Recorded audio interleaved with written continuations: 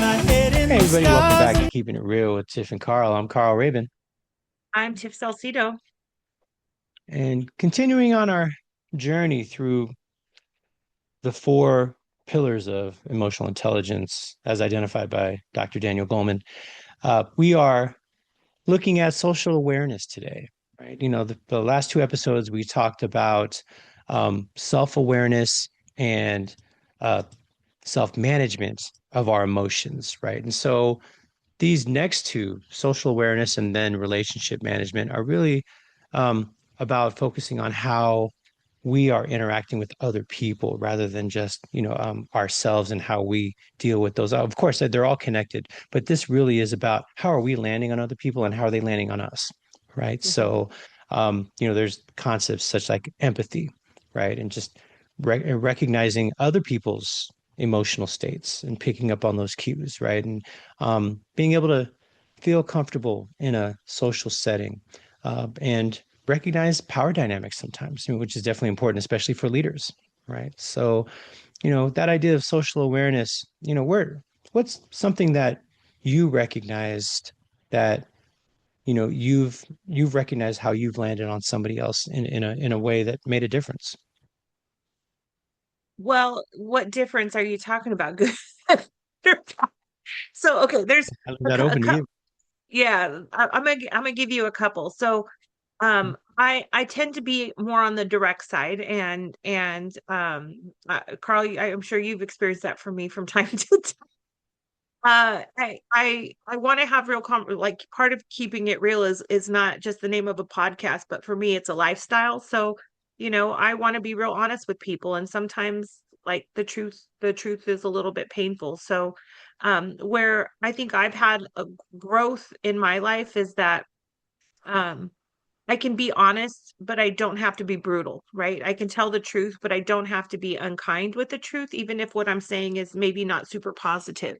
So, so in a negative way, I've experienced where maybe I'm too harsh or too honest without doing any of the work to kind of protect that message because it is coming from a place of love. I always say, tough love is still love, but I don't always recognize the time and the place, and so that's something I've had to really work on.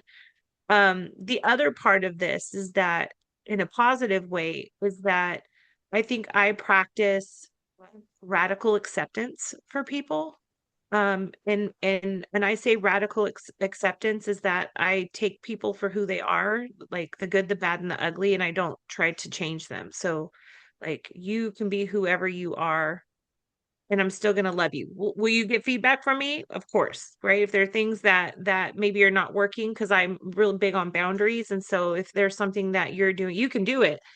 You just can't do it with me. So, like, but with that, I'm gonna call it radical acceptance.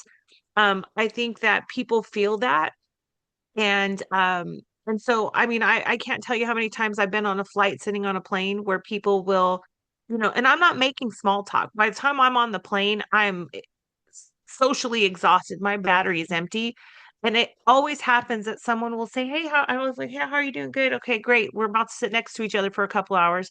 And then all of a sudden, the floodgates open and I'm solving, their marital problems, or they're telling me their whole life story, and I'm connect like I'm into it. I enjoy hearing what people have to say, and so the empathy or the connection I feel like opens people up where they feel safe to share everything.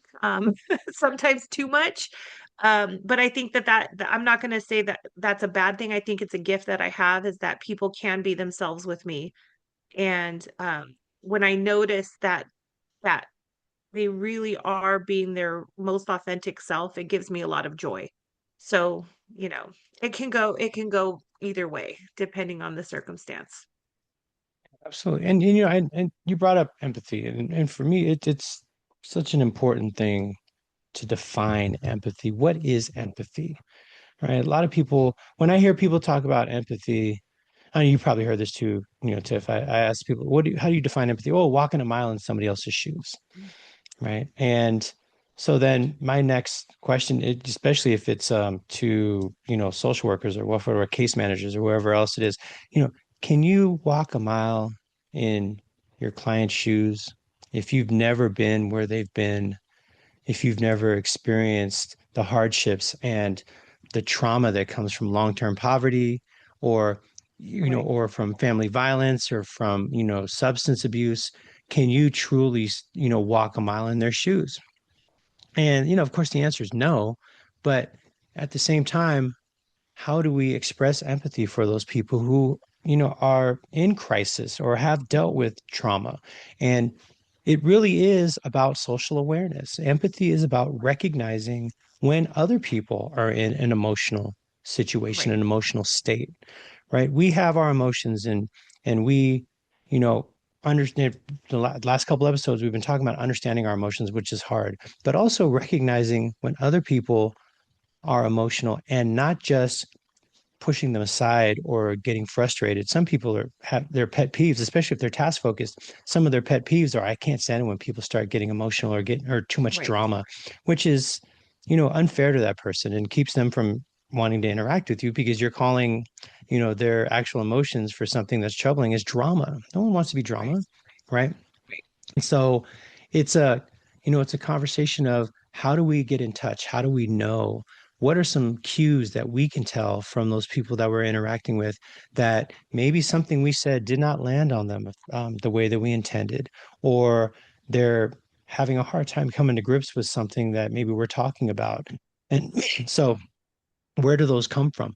How do we help people to recognize that we are there for them as we should be? I mean, and I, I'm not one to shit on people, but it definitely is important to recognize in human service agencies, you know, uh, your job is to be able to help people in their, sometimes the worst times in their lives, right? Hmm. And to help them get to where, we would like them to get where they would like to be.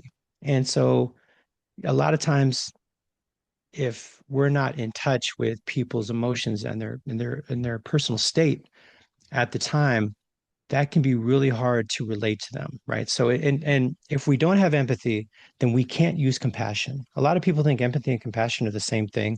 Empathy is the door, is the key that unlocks the door to compassion.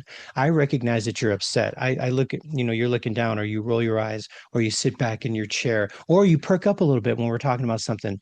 And I say, okay, cool. So I noticed a little change. What's going on?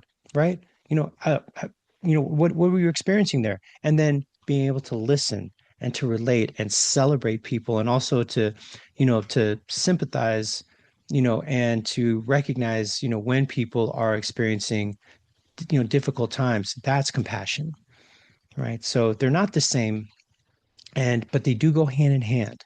And you can't access compassion until you have empathy, unless you have someone who's just constantly telling you exactly what's wrong with them all the time. And how many people are going to do that, right? And so it's important to pick up on those social cues and to recognize there's something going on with this person. How do I help that person to deal with it by helping them uncover it, by naming that? Yeah. I agree with you on so many of these things. I want to go deeper on this shoe analogy because when I think about empathy, it is you don't have to walk a mile in your shoes to see that they're uncomfortable for you. That's the piece that I think is missing from that. I don't have to have experienced what you've experienced to notice how you are experiencing things. And even if I had a similar experience, it doesn't mean that we experience that experience in the same way. So empathy is not about like connecting with their emotion. It's not even about agreement. It's about understanding what somebody else might be experiencing and then using that to determine like what's the next right thing to do. So when I think about this pinnacle of emotional intelligence, social awareness is your ability to kind of read what's happening with other people, their emotions, their needs, and also like thinking about the dynamics in the room of like how you need to show up given whatever's happening. So empathy, when I think about like the definition of empathy, this is where I'm thinking about like what might this feel like for them. So it's understanding their emotions. It's about being able to see or take perspective of somebody else And the biggest part of empathy is it's not about you. Okay. It's not about you. And it's not about how you would feel or what you think should happen. It's just really paying attention to like what somebody else's experience is, and just noticing that, like acknowledging it without judgment, without um, you know, what would I think? It's not about you, it's about them. So that's for me the empathy piece. But the second part that I think about with this idea of social awareness is also the what's happening that is beyond the words that are being spoken, right? So this is being able to read somebody's tone or energy or body language, which by the way, we get wrong a whole lot. It's about noticing what's not being said and what people are not talking about. It's also around the understanding of group dynamics. And so if you're thinking about like your role in leadership, it is not just listening to the words, but we're reading the entire room.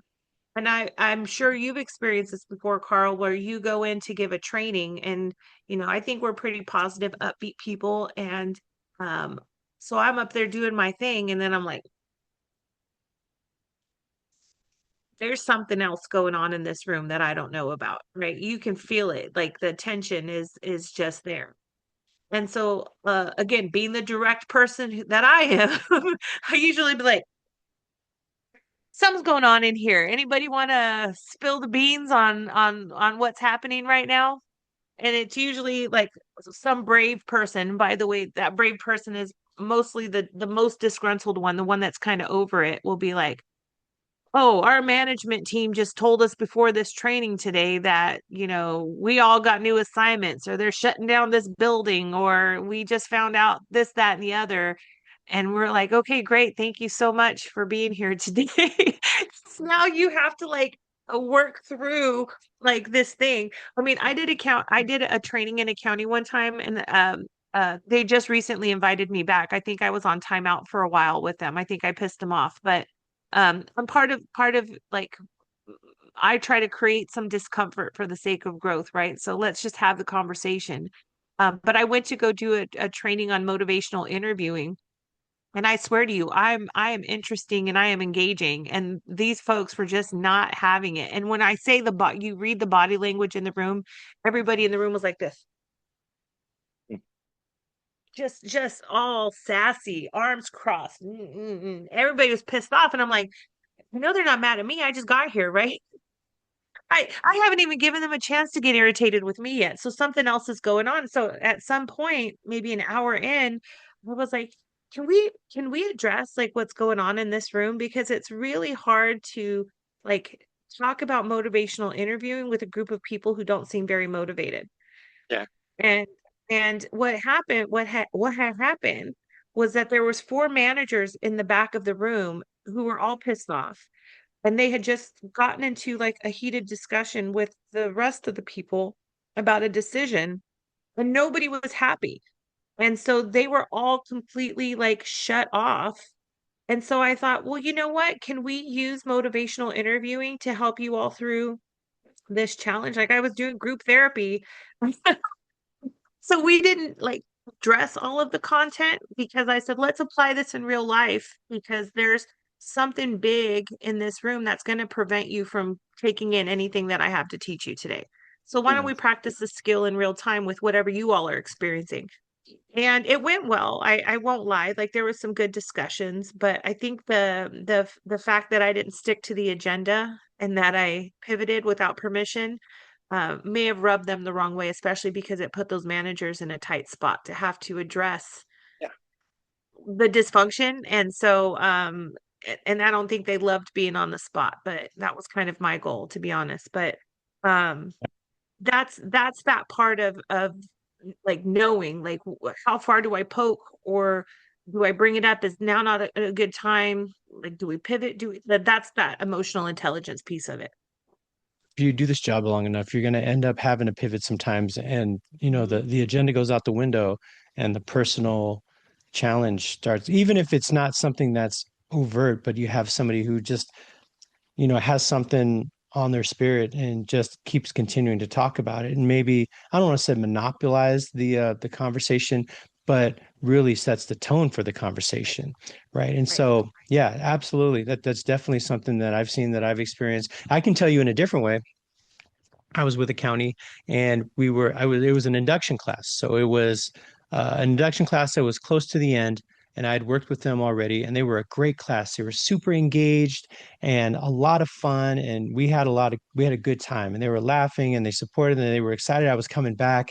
And then I saw them the next week, and it was like they were at a funeral, Mm. and they were quiet. They were kind of, in that nervous smiling, like, yeah, I know, yeah, no, we're glad to see you, but we're not, right? And just those other things like that. And I was like, what's going on?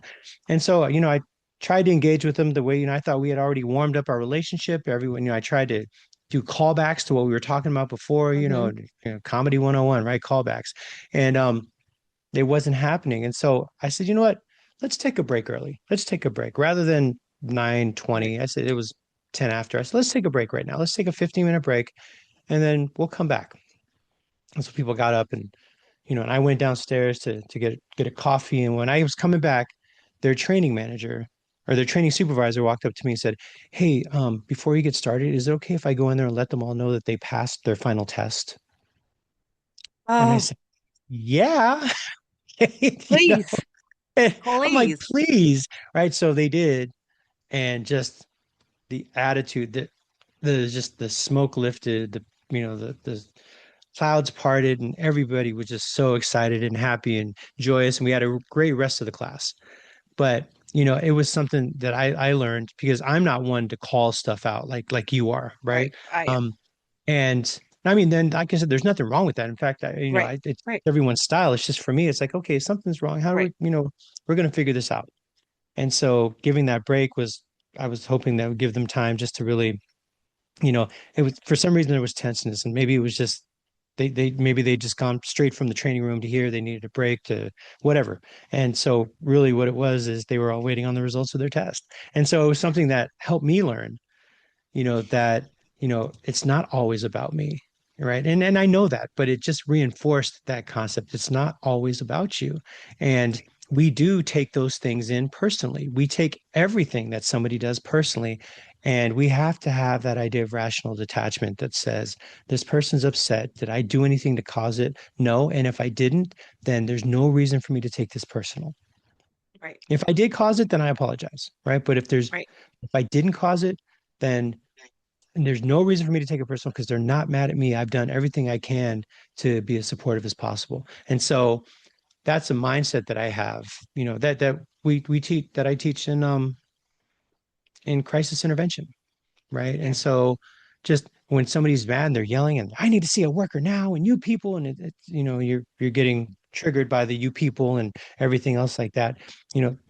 If somebody else had answered the phone, or somebody else was on duty at the front desk, they might have caught that, Right. right? And it wasn't necessarily you. So that's an important piece with that, Right. emotional regulation. But how that manifests itself socially, just recognize, like you said, reading the room. If somebody's upset, rather than, well, what did I do, and get defensive? Okay, what is this person experiencing? What is this Mm. person going through that's causing them to act out of how maybe they normally act, or just act out of, unproductively in the way that we wouldn't ask anybody in society to act out in. So it's really an important piece. And some people, and that's the thing, people don't always know your non-negotiables. They don't always know. Right. They never know your non-negotiables. Unless you tell them, or your expectations, unless you tell them. And Right. things that people may do might be completely different than what you think is correct, right? Mm-hmm. Yep. I have a bias from, for people sagging their pants. I can't Right. stand, I always say kids, right? Because I'm an old man, but people sagging their pants, it puts me into a negative space. And, you know, I, I had to think about it a couple of years ago, and it's because my dad taught me, everyone who's dressing like that is dressing like a criminal. My dad was a cop. He was a cop in Oakland, right? He was a probation officer at California Youth Authority. He knew the inside of a prison, and he knew that's how prisoners dressed. And as a kid, he wanted to make sure that I was not going to dress that way. So Yeah. it made an impression on me. I remember this 6'5", 250-pound man staring down at me saying, if you ever, with fire coming out of his eyes, and the sun, creating a halo around his afro, making him look like a comic book superhero, right? And so it made an impression on me. And so fast forward 20 years, I'm a well-footed work case manager. So are you, Tiff. How many of your clients do you think walked in with their pants sagging? Right? I don't know. I never paid attention to that. Well, I did, Right. right? I Yeah. did. I mean, Yep. there's other things like that that would set me off. My pet peeves, that pants sagging, wearing your hat backwards. I played baseball. I played baseball in college, right? And I every time I see somebody wearing their hat backwards or a flat billed hat, I hear my coach saying, "Take a lap, crease your bill. What's wrong with you?" Right? And so these are things that stay with us, and they come up whether or not we agree with them or not. They are still there, and so to recognize how we are landing on other people is such an important piece of that, especially when it comes to our managing our emotions. If I manage my emotions in the way that I was taught to, I would be judgmental and I would respond to this person in an unempathetic way. Right. Right. And this way works for me. Why wouldn't it work for you? I don't understand. And Right. that is some of the most stinking thinking that we can do, Yeah. right? Is to put our judgment, our principles, our values on other people. And when we do, no wonder people have a hard time connecting with us. Right. And I think that's where we have to replace our judgment with curiosity because Yes. in human services, right, people are overwhelmed, they're under pressure, they're carrying a lot of emotional weight. And so if like us in leadership can't read that, we miss what's really going on with people. And it's hard to lead people when you don't understand them. So just because maybe when I was a caseworker, like this was my reality and how I could manage it, that doesn't mean that everybody else has the same skill set, the same emotional capacity. I don't know what triggers them. I don't know like what's going on in their life at home. Like there's so much that we don't know about people. And so this is how like the misunderstanding creates way more conflict than disagreement ever will. Yeah. So if for example, and so speaking of curiosity, I've the art of the open-ended question is something I push like how do we stay curious? How do we ask questions? And some of the feedback I've been receiving lately is like I can ask questions, but then people think I'm being argumentative, right? People think that I'm being disrespectful. And so my question then becomes like is that true or is that the story that you're telling yourself? Because a lot of times when people are asking questions, they really are being curious. And so if someone asking you questions is making you feel defensive, then that's something for you to explore. That's about you. Right. And so like paying attention to it. So me from the social awareness side, I tend to be a genuinely curious person and not because I'm trying to like stump the chump and make you look foolish because I'm trying to like get context and wrap my brain around like what you're telling me and make sure that I'm understanding you well. And Yeah. so if I notice that I'm asking you questions and you're feeling defensive, that's a cue for me to now like let's clarify real quick. Like I'm on board with what you're saying. I want to support this initiative or this project or whatever. I just have to ask enough questions where I can understand like what's happening because that's the way my brain works. And so if I can be explicit and not leave that like hanging in the space, I have to notice those shifts, right? And be curious about it. In coaching, I think we learn the same thing because one of the things that we were taught to pay attention to is notice like shifts in energy and check in. So if Carl and I are having an intense conversation and all of a sudden he goes from very talkative to all of a sudden he's very quiet, or we were like in this conversation and all of a sudden his body language changes and maybe he steps back, like my role is not to judge what's happening or try to guess like what's happening in that space, but to call it and say, Carl, I just noticed that your energy shifted right now, like what's on your mind, and to be curious enough and create that space where he can now express to me what he's feeling or what he's thinking about without me having to make assumptions.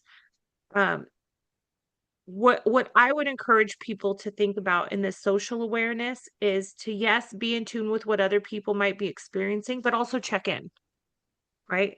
But also check in because if I see your face do something at a meeting, right? Like right now, the way you're looking at me, Carl, you're very in tune.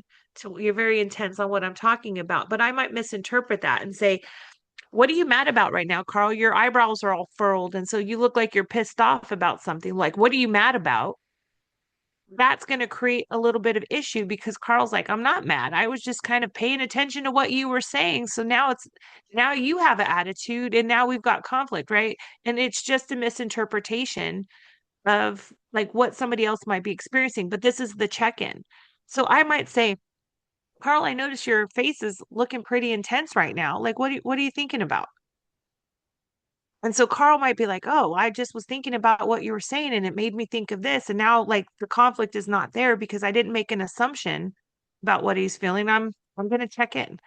And so there's like that fine balance between like where do you like notice what someone's feeling and where can you acknowledge that it's still just an assumption, even if you're fine-tuned with people. Yeah. I can be And that's empathetic. Yeah, but check in. yeah. And you're just speaking about that just with it's funny you tell that's looking at my face when I'm paying attention. I had a boss one time ask me that or tell me, every time we're having a one-on-one conversation, you look like you want to fight with me. Yeah. And Yeah. I told her why. She because you're sitting there like this, right? And I realized, when I was sitting in her chairs, her chairs in her office were those plastic, real narrow chairs. And at the time I was over 300 pounds. But then I also, when I agree with you, when you're making sense, my brow will furrow. Okay, I hear you.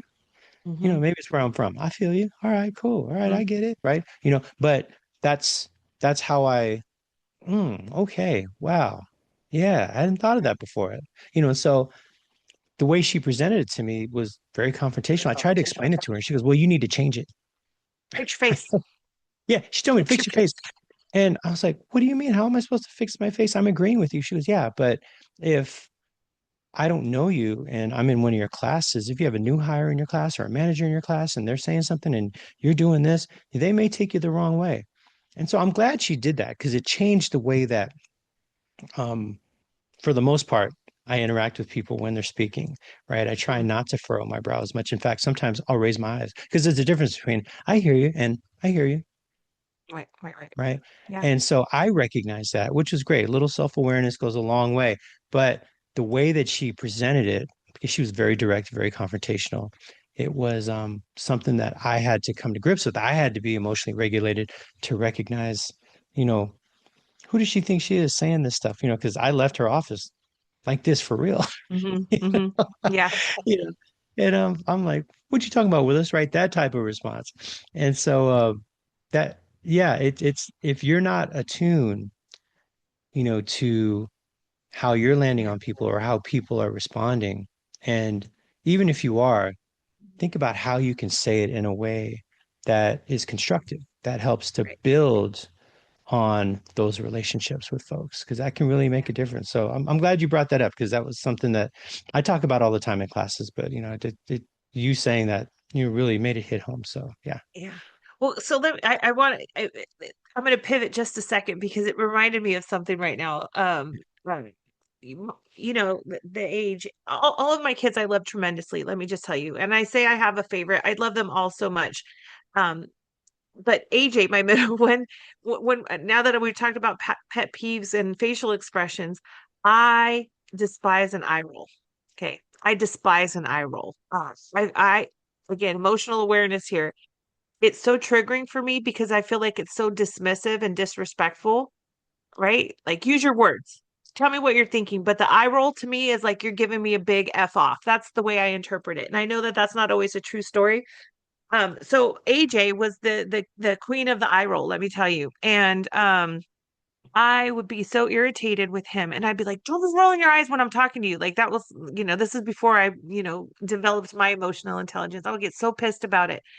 And so his social awareness, and I'm giving him some credit. I don't even think that he knew like what he was doing at the time, but um he started to say, he would notice it when he would roll his eyes and my face would go, he'd go, I'm not rolling my eyes. I'm checking my bank account. I'm checking my bank account. And so I was like, what?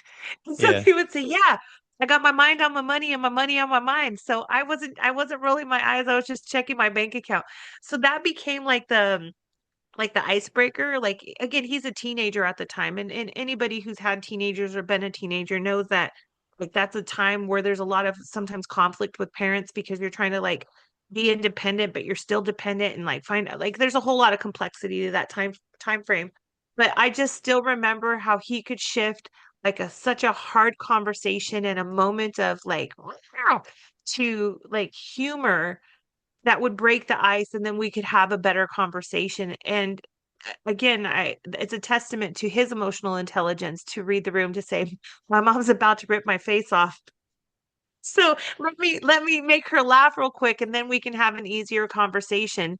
Um it just it always to this day I still think about that. I just check in my bank account and we laugh and laugh and laugh. But that for him, he was very, very in tune with the moment. And I want to give him credit for that because it was really smart on his behalf.